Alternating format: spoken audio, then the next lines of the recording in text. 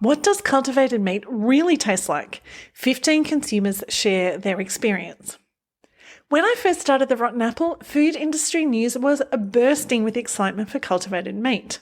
Not so much anymore. Investors seem to be losing interest. There are major challenges with scaling production, and these don't appear to have been successfully tackled yet, and there are ongoing safety and ethical issues. Safety-wise, the low likelihood but high consequence hazard of prions in mammalian meat doesn't seem to have been adequately addressed.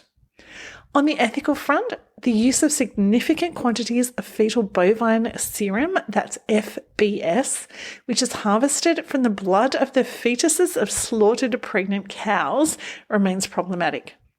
You can read more about these two challenges and also get a glimpse of a mammoth meatball in the special issue linked below. And that special issue is called Cultivated Meat, Safety, Fraud, Risks and Surprises. The other aspect of cultivated meat I'm super curious about is the eating experience. What does it taste like? Is the texture too weird?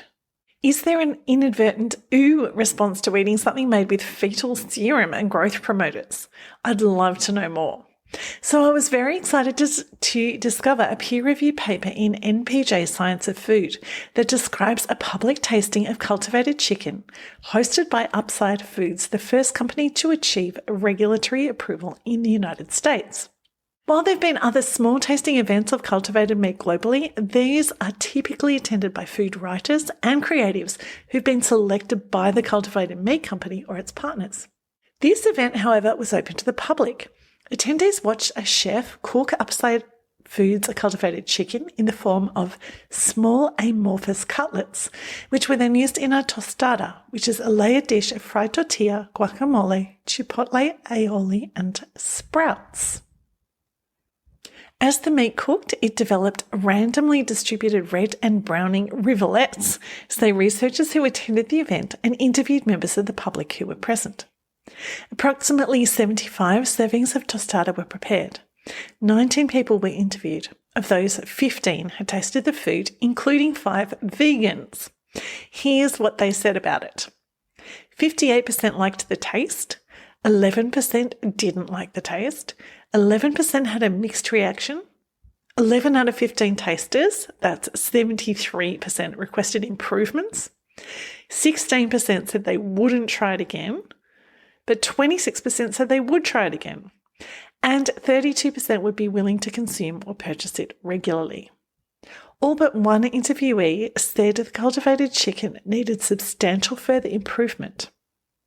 The meat was described as rubbery, real thin, similar to plant-based meat, worse than plant-based meat, and 3 of the 15 people who had eaten the meat said it was worse than alternatives with respect to flavour and texture. The characteristic of the meat that elicited the most responses was its texture, with descriptors such as rubbery, minced meat, and sliced just like conventional chicken used by tasters. And here's a quote from one of the people who tasted the Upside Meat cultivated chicken. The fibres of the chicken breast weren't there. It felt a bit more like minced meat put together into a nugget, a little bit rubbery, tougher. Attendees raised concerns about the meat during their interviews, including, is it authentic cultivated meat? So, how do we know you didn't just buy this at Walmart? And concerns that cultivated meat includes animal ingredients.